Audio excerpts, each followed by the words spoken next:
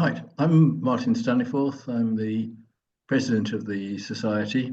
And my job tonight is very simple, which is to welcome you all to this evening's talk on the very topical subject of AI, on which I suspect we all know something, but not quite as much as most of us, not as much as we think we do. I'm looking forward to listening to what June has to say in her talk. I'm sure you are too, so I will shut up very quickly and simply say, if you have questions, would you type them into chat?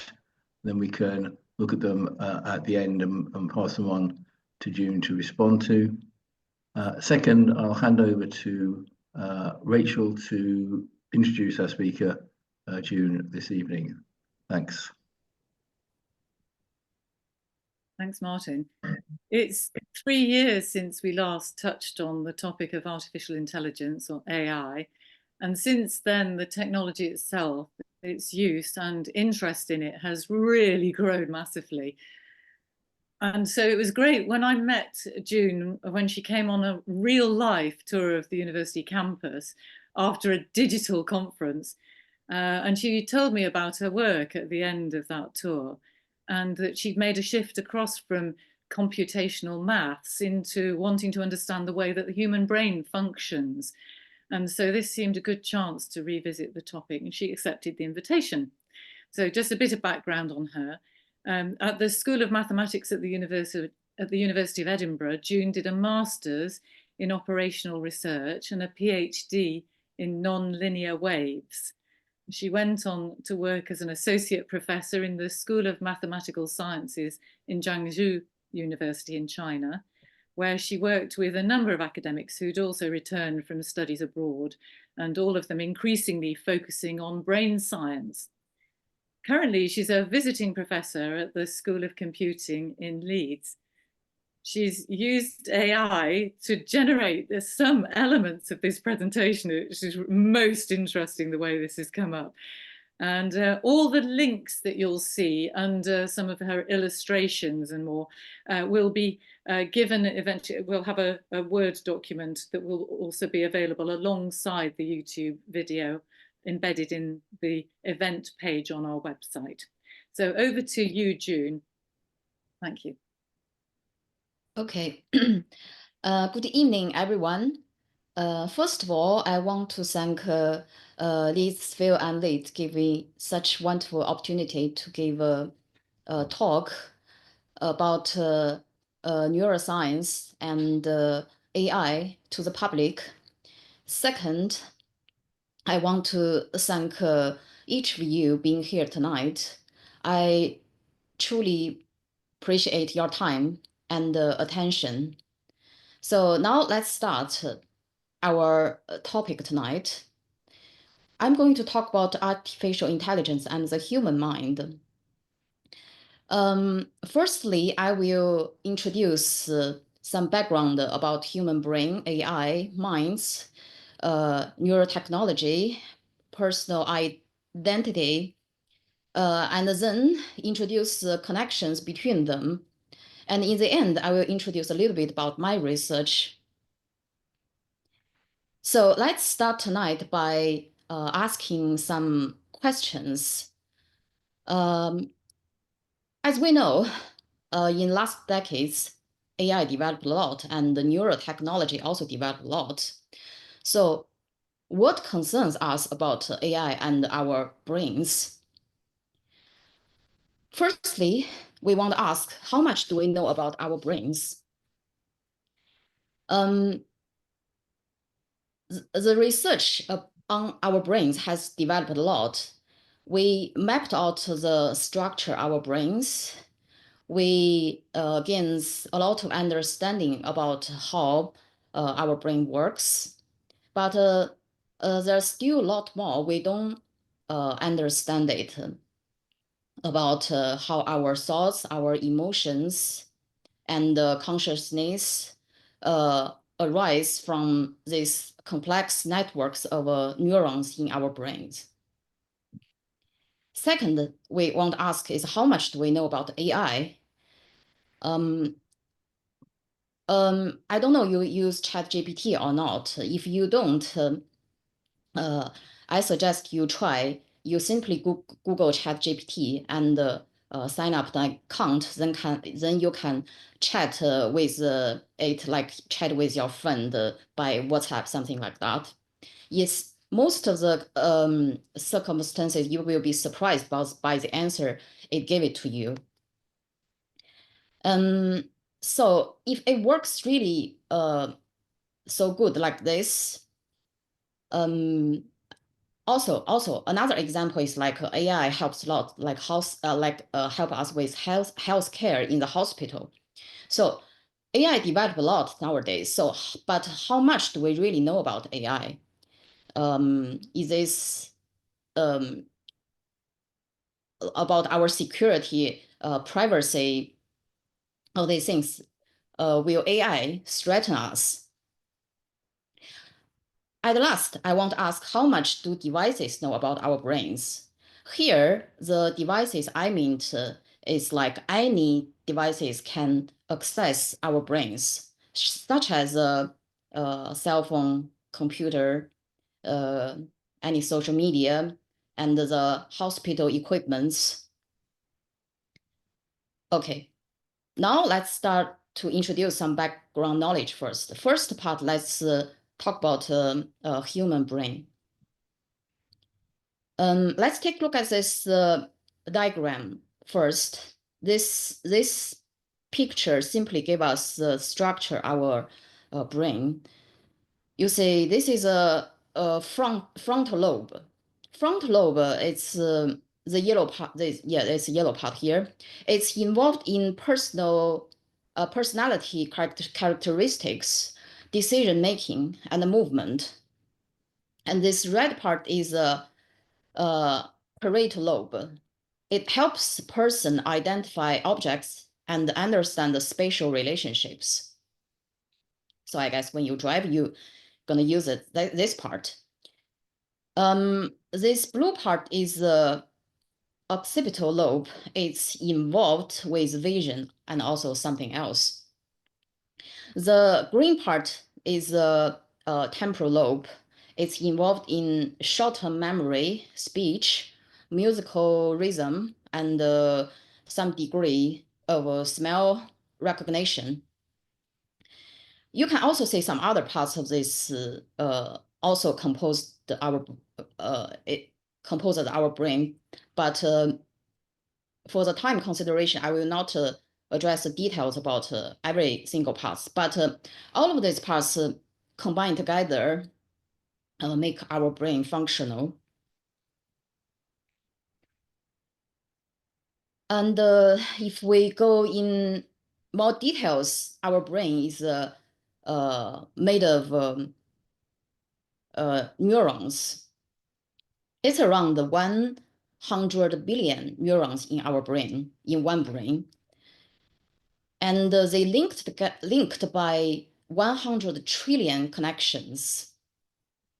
I kindly suggest you remember this number, like 100 trillion connections, because later on I will compare this number with the number of connections in artificial neural networks, AI. Okay, AI. So the let's say the first graph here. This is a single neuron.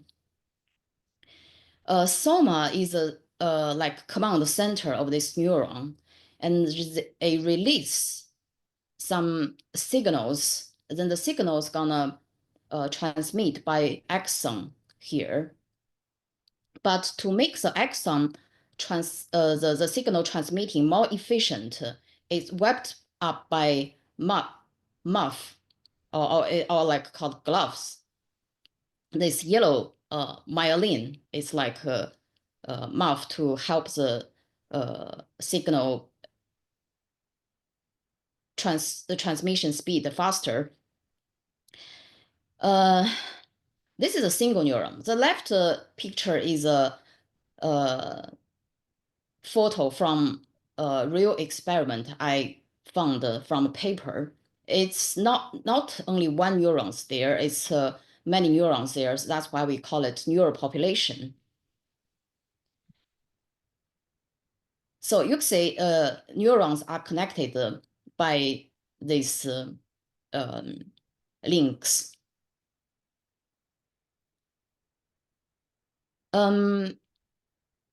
AI, now let's talk about AI. AI try to mimic the neurons and their connections in our brain.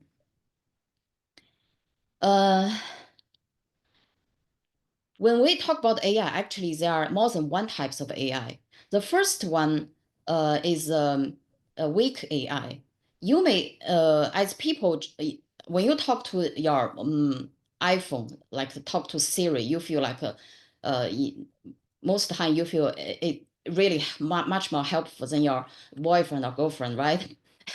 But even you think it's powerful like this, it's actually, we call it weak AI. In this context, weak means it focused on specific tasks, like chat, like identify images, medical images, like autonomous vehicles. Focus like play chess. Focus on specific tasks. That's what we call it. We call them weak AI. But there are strong AI. Strong AI is supposed to perform any intellectual task like us, like human. It's coming future. A lot of development on it, but it's not really realized yet. The future of the future is the super intelligence. This concept mainly still in science fiction. Such kind of AI gonna surpass human brains in all areas, totally beat us. But when we talk about the ethical considerations, we're gonna think all levels of AIs, not only just one. So talk about the something like ChatGPT, that's powerful AI nowadays. I want to talk about why it makes so powerful. One of the key techniques in such a kind of AI is what we call it back propagation. Let's take a look at these neural networks. No matter it's real human's brain or AI's neural networks, it's neurons, and it's about a lot of neurons and connections. So these connections, like in real brain, these connections evolved for creatures for many years to be really good, like our brain. But the mutation is more like random. But AI can use some good algorithm to make this training process more efficient by back propagation. The simple ideas is like we have a input here is some data like pictures. Output is the result, such as, for example, if we have loads of pictures, so we want to recognize which picture is June, which picture is Rachel's face. This network, the training process, can compare the result with the true pictures and calculate the error and makes the connection, makes the width of connections to be updated layer by layer. That's why we call it back propagation. So such a way can make networks much more efficient than human brains on specific tasks. So such techniques used in AI a lot. Talking about the ChatGPT, academically we call it large language models.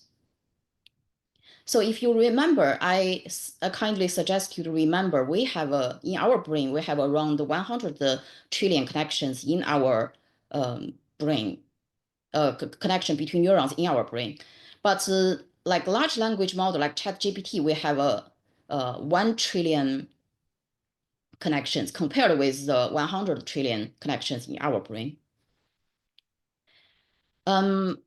So it actually use less connections, perform better on specific tasks than our brain. So why we call it large language model? Because the training data is really large from many resources. As I listed here, you can read the details. And the neural network architectures is also not simple. It uses a lot of famous neural networks like here, such as CNN represents like RNN represents recurrent neural networks. So if you want to know more details, you can Google the name of this and know the details about that. So my question is, what's the difference between the language structures of large language models and the human brains? This is one of my research want to investigate it. So after I introduced this popular AI nowadays, let's talk about some worries about people like threats from AI. I collected 4 celebrities' opinion to let you think by yourself, and also do comparisons. The first one I want to introduce is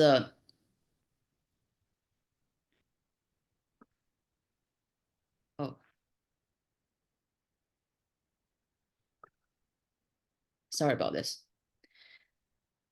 And maybe I just skip this zoom out function. A zoom in function, yeah. Zoom out. First one is Professor, I want to introduce is Professor Geoffrey Hinton. He's called a godfather of AI.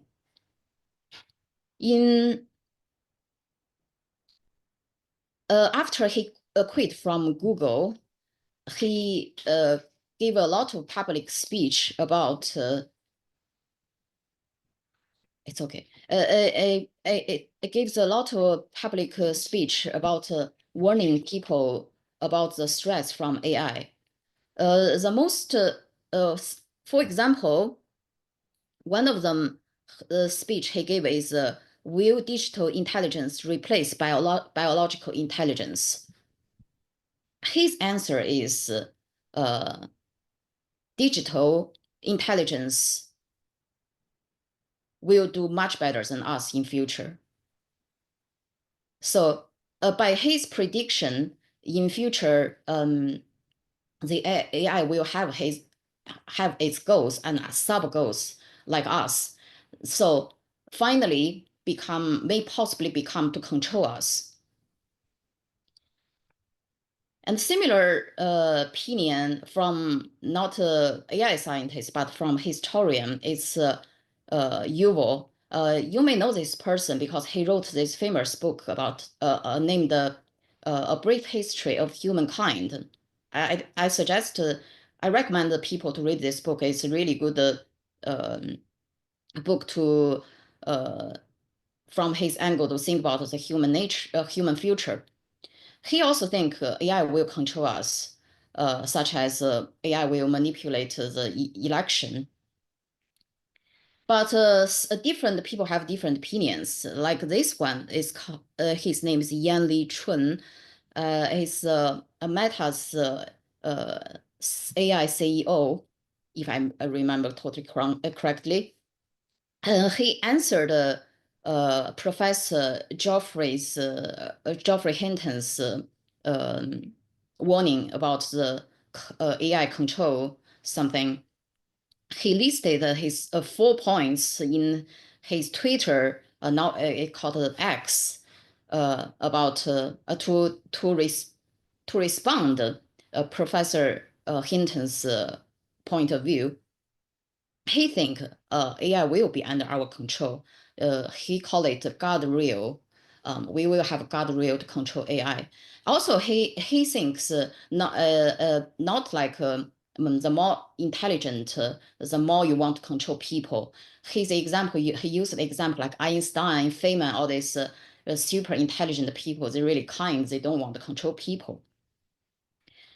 And the last one I want to introduce is equivalently influencing people, like important people in academic world as Professor Geoffrey Hinton. It's called Godmother of AI, specifically really good at vision things. Her name is Fei Li, Chinese American. Her point of view is kind of balanced. She think AI has super potential to help us in many things, enhance our abilities. But she also sees the other side of this double-edged sword, and she think AI will also may threaten our security. So her point of view is think the AI is really serious technique will fundamentally change our society. So it's a critical point for all of us to think deeper about this.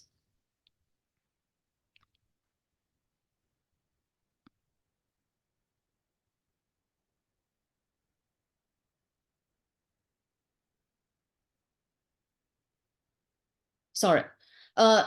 If we concern about if we worry about this AI gonna manipulate or control our mind or not, such kind of a question, so we get to know our minds, right?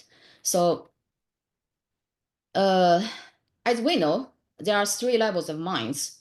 The first level is the subconscious mind. Let's put it like simple example. When you drive a familiar routine, you don't even need to consciously think about it. You can drive. And the next level is conscious mind. The example is when we solve mathematical problem, you add up something, subtract something, use logic to think next step, what are you going to do? It's a conscious mind. And another level is unconscious mind. One example is repressed memories influencing behavior. For example, there is a person, he's afraid of water, but he don't know the reason. But his mother knows the reason, because when he was young, he almost was drawn once, but because he was young, he don't remember, or because of the repressed memory, he tried to avoid to remember this. But the only thing he knows is he's afraid of water. That's what we call the unconscious mind. So the second one, the conscious mind, in some other context, we also call it consciousness. Consciousness is one of the, as I think, is one of the most mysterious concept in human history. So far, it's still so mysterious, we don't even get close to understand it. The problem is, if I quoted this from a university's research in the UK, the problem is that consciousness is not merely a scientific issue. The task of science is to explain publicly observable phenomena, but consciousness is not a publicly observable phenomena. You cannot look inside someone's brain and see their feelings and experiences. Of course, science theories about unobservable phenomena such as fundamental particles, but it only does this to explain what can be observed.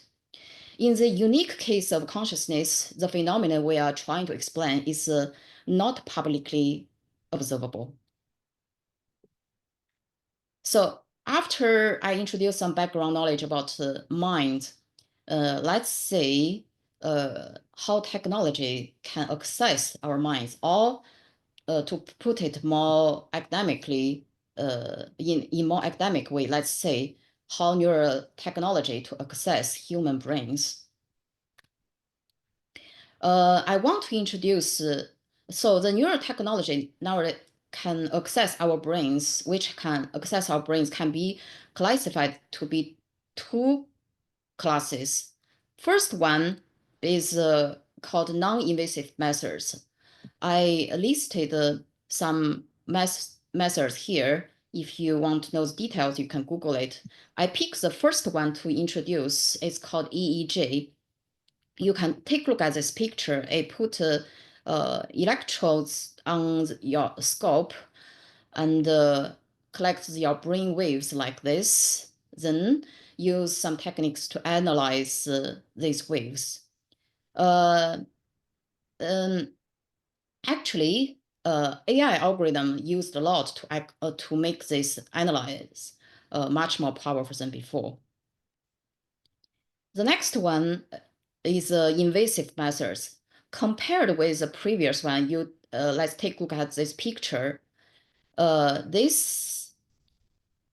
Such kind of methods can really go inside of your brain, implanted in your brain, go deeper. So it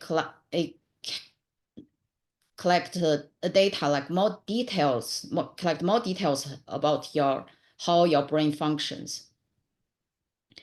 If you look at this, compare these waves, obviously second wave, the below one give you more information. So after addressing these methods of neurotechnology, let's talk about another popular techniques. It's called the brain-computer interfaces. Usually people short it for BCI. If you read the news, you may know 2 months ago, Neuralink begins the second neural trials. Neuralink is a company. It can help paralyzed patients use digital devices by thinking alone. The device works by using tiny wires, which are even thinner than a human hair, to capture signals from the brain and translate those into actions. So that the paralyzed patients, even just they cannot move, they can still manipulate things to move. So obviously, you can say such techniques, the good side is can help patients. And also, even for healthy people can enhance human abilities. I heard from like Feifei Li's lab, they can use these techniques to by using brain waves to let the robot cook delicious food for you. But the bad side, if you read this comments from this YouTube video, something eclectic like this. Like, imagine getting hacked and someone forced you to watch anime all day. Another one, I'm going back to the jungle, much safer there. I cannot let hackers see what I think. They will be traumatized. But some people replied to this comment, said, don't worry, hackers will be much more traumatized than you. But you can say a lot of people worry about these techniques. So if these techniques can really influence our brain, so then next concept we may introduce, I want to introduce is a personal identity and autonomy. So let's see firstly, what's personal identity? I asked AI to generate a picture to represent person identity for me. So it generates this one for me. Yeah, actually, if every time you ask it to generate same thing, it generates different things for you. You know, I select this one I like to represent here. So then I also asked ChatGPT, what's personal identity? Then it gave me this answer. you can read the details by a few seconds. But I want to emphasize here is personal identity is the keywords is over time. The twins have a different, look similar, but quite identical, but they actually different identities. That's why this concept is more about over time. Like since I was born until now, I have one personal identity here. Yeah. So the next question is, how can technology change mental processes and memories, like influence our personal identity? And yeah, maybe it sounds a bit more like science fiction, but I like this question. Second one is, will AI and robots have their own personal identities? Like in some science fiction movie, we saw these robots want to kill us or something after they had their personal identity. And the third one is, can digital devices influence your mental substance? Yeah, if I punch you, I influenced your bodily substance. But here the question is focused on how our mental substances will be influenced by digital devices. So this is what I want to talk about personal identity. The next one is autonomy. I also asked AI to generate pictures to represent autonomy. So I asked firstly asked, please generate a figure to represent autonomy with arrows to represent self-governance, central decision-making nodes. Then it gave me this one. But I'm not totally happy with this. It's just a person with a lot of arrows. Looks like a little bit silly. So I asked the second step, I asked more like, please add some text or labels to explain the concept. Then it gave me this one. But if we zoom up, if like you see the details of this one, you see it gives you some text labels there, but all these words, for me, I feel like not even human language. As a person, usually think deeper. I was even got shocked a little bit. I thought maybe, AI already evolved, has its own personal language, but obviously not. Then I asked them, I asked them more to make the thing more specific.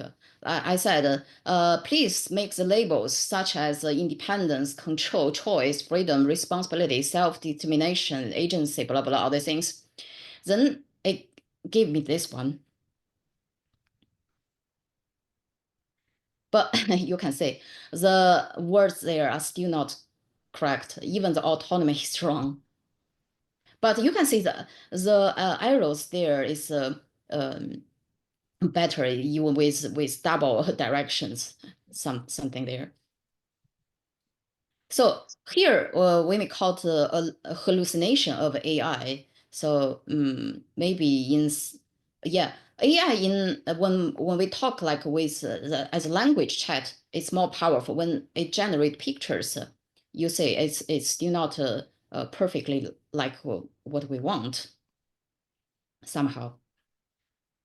So then I asked by language chat, but I found compared with Wikipedia, I prefer Wikipedia's answer better. So I put the Wikipedia's definition here. Autonomy is the capacity to make non-informed, uncoerced decision. So when I saw this definition, I asked like how much information is enough information. But for the audience like you may ask your question too. So related to AI, we want to ask is, can AI alter your autonomy? Such as like your cell phone's recommendation algorithm, we call it AI, right? And secondly, will neurotechnology change your autonomy? First, like I like the British soap operas, Black Mirrors. Black Mirrors, a lot of episodes actually answering such kind of questions.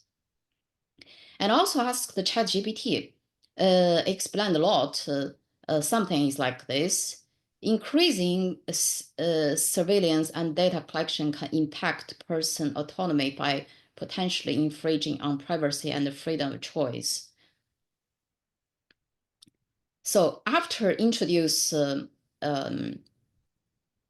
of this background knowledge and their connections, finally, I want to talk a little bit about my research. Firstly, I want to talk about my work published in Nature Neuroscience.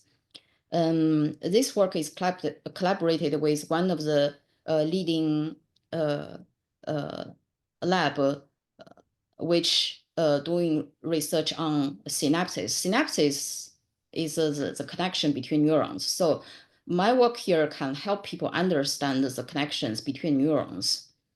So if I click the movie here,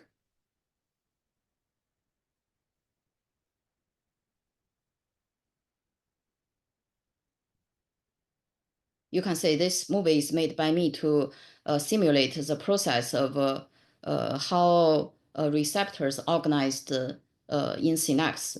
Receptors are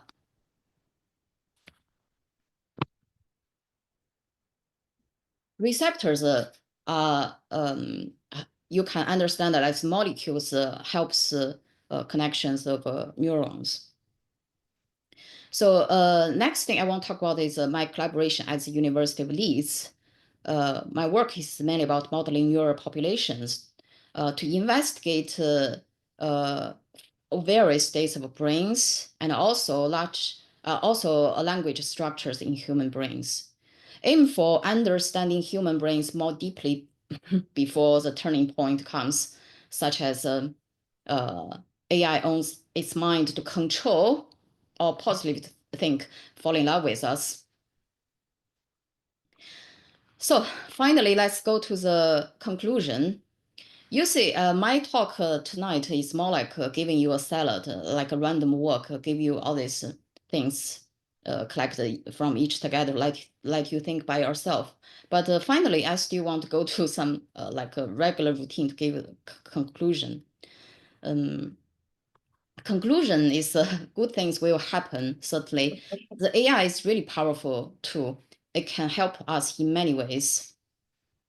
Healthcare, self-driving, many kinds of robots can help us do a lot of difficult works we don't want to do. But the bad things will also happen. Will fundamentally influence our society, may threaten our privacy. So what should we do? I agree with it is a critical point in human history to have such powerful techniques. So we really should think about something. For me personally, for example, I want a robot to cook delicious maybe Chinese food for dinner for me. But finally, this lovely robot served me maybe Indian food. I actually also like Indian food, okay? But so is that because my brain is hacked or not? I don't know. The even more dangerous thing maybe is I don't even know I'm hacked or not. So I originally what I want is Chinese food or Indian food. I don't even know. Possible, right? So anyway, that's all my talk for tonight. I want to thank you again for your attention. So any questions about my talk?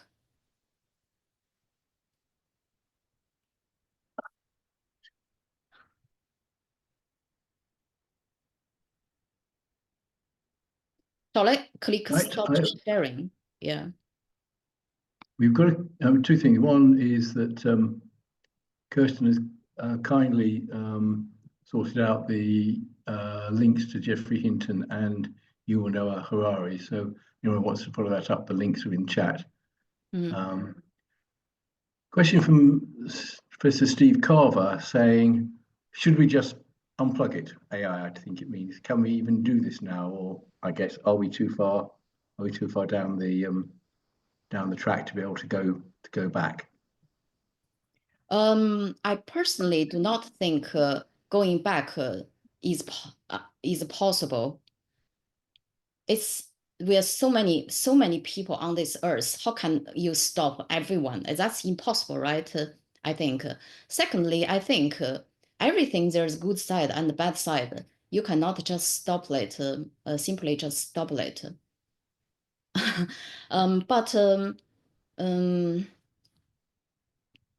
Yeah. Well, I prefer to to make us to think better about how to manage it. Yeah, but this is a difficult question. That's why we should let more people think about it, talk about it, have better ideas. Thanks. A question from John Jordan asking whether you have the impression that there's any chance we'll move from machine learning to true AI anytime soon. While ChatGPT seemed like a huge leap forward, are things moving as rapidly still, or are we just finding new ways to use what we've already discovered? Can we move quickly further on, or are we going around in a circle at the moment? You mean I'm not sure I completely understand. You mean we're gonna stuck at ChatGPT or something like that? Well, I think his question is, are we going to move on quickly to true, I think what you call strong AI soon, or are we, and are things moving rapidly in that direction, or have we slowed down since we discovered ChatGPT, just finding ways of using that better and not actually moving forward? This is also a very big, difficult question. I only try to answer it personally. Okay, because even those, I think Professor Hinton and Professor Lee maybe cannot even answer such a good question. I personally think from weak AI to strong AI, there are still a lot of difficult techniques to tackle. But the weak AI is already kind of threatening us because a learned this difficult structure. It can see, but it's not my point of view. Okay, it's Professor Hinton's point of view. He thinks this weak AI already can, because the data is huge, he can see some data structure we cannot see. After it sees some data structure we cannot see, it may evolve into something else we don't know. That's his point of view. Yeah. Yeah. Thank you for that. Kirsten Hall says, thank you for such a fascinating talk, which I also found it. Thank you too.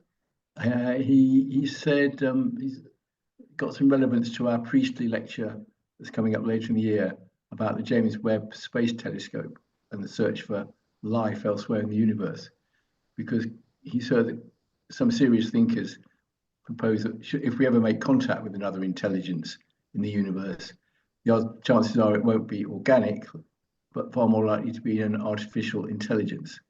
And according to that view, organic life is merely the midwife to artificial intelligence.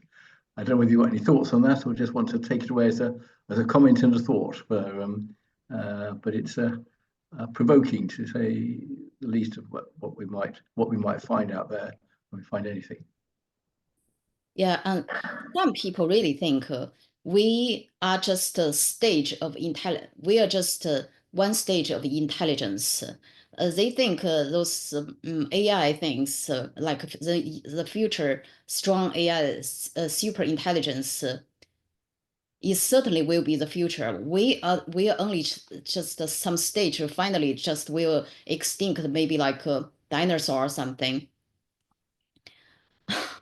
So I don't know. But in the universe, I think the universe, my personal point of view is like the universe is really big.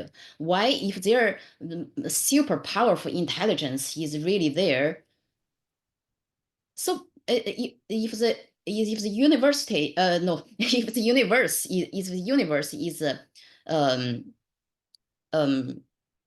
indefinitely big, there must be some AI much more powerful than us.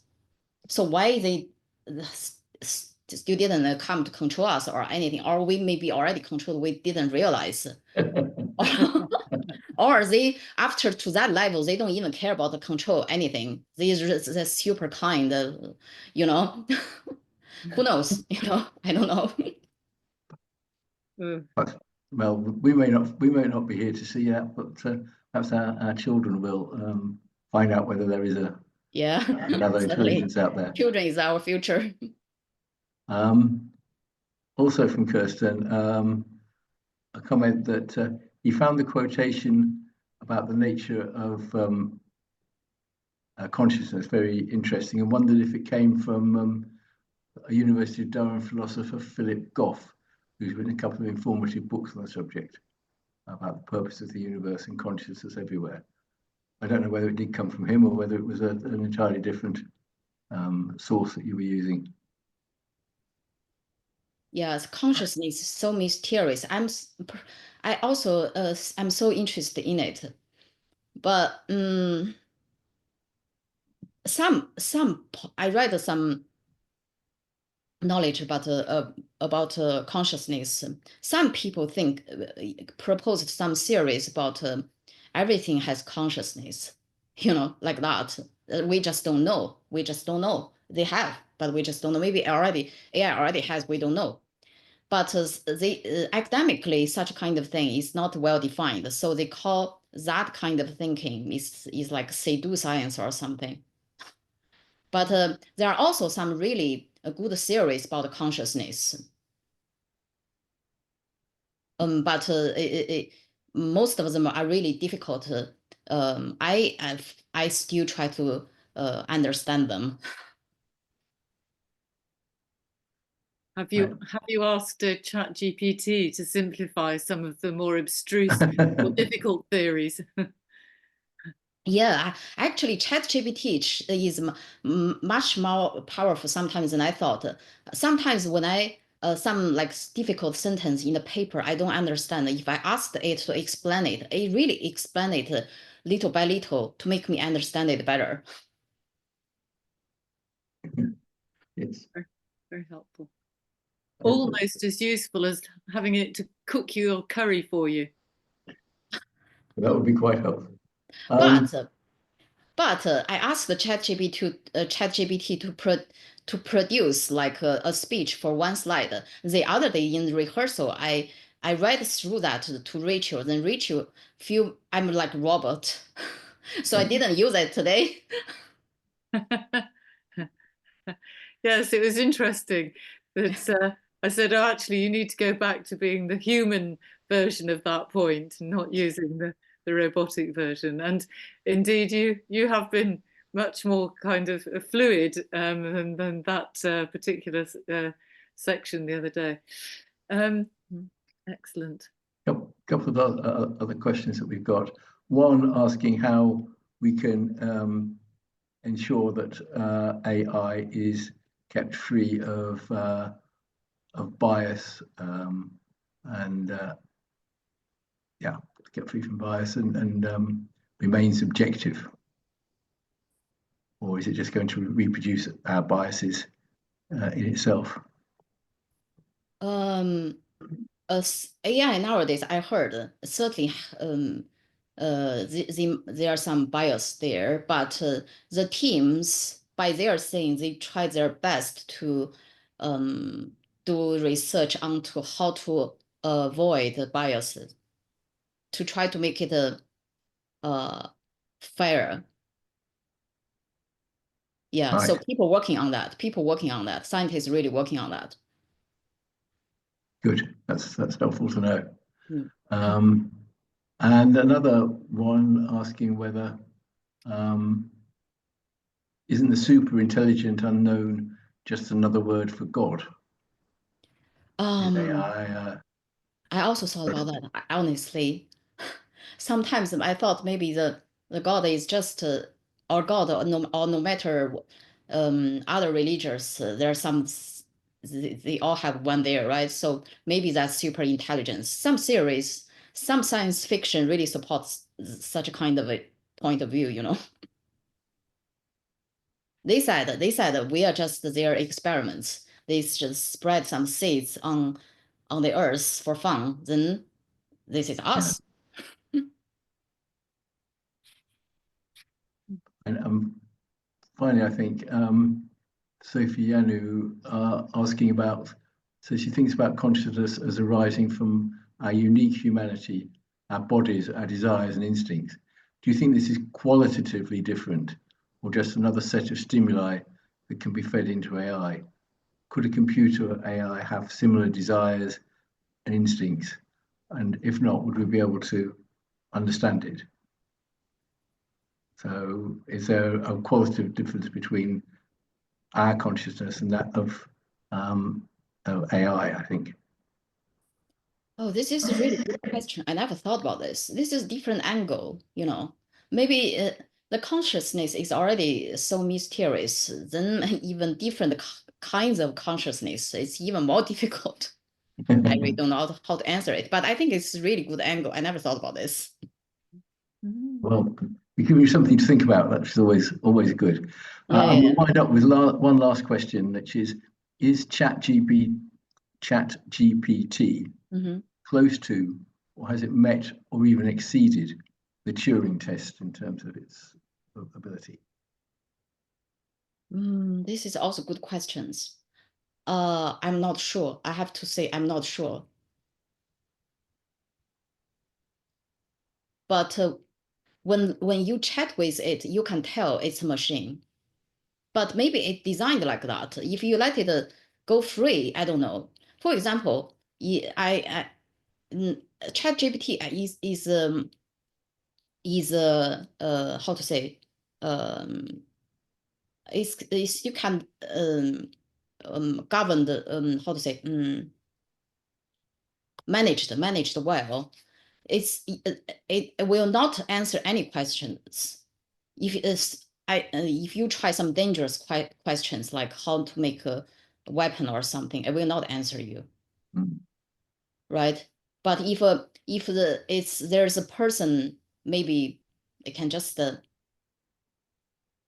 don't know. Maybe my answer is not good for answer Turing test. But anyway, when you chat with it, you can still feel like it's a machine. But I'm not sure. Academically, they designed a really good experiment or test to test it or not. I'm not sure. Okay. That's fine. These things are never easy to sort out. Yeah. I think we'll draw to a close there. Can I thank you on behalf of everybody who's been here tonight for such a fascinating, thought-provoking talk, and for dealing so competently with a wide range of questions. You certainly stimulated members to put their thinking caps on in terms of the questions they asked, and I'm really grateful to you for being so open in answering them. Look forward to seeing further results of your research and indeed what comes out of other pieces of work on AI. So thank you very much. I'll just pass over now finally to Rachel to talk about future events from the Society. Rachel. Thank you. Thank everyone too. Thank you so much. Thank you. I'll just stop recording now.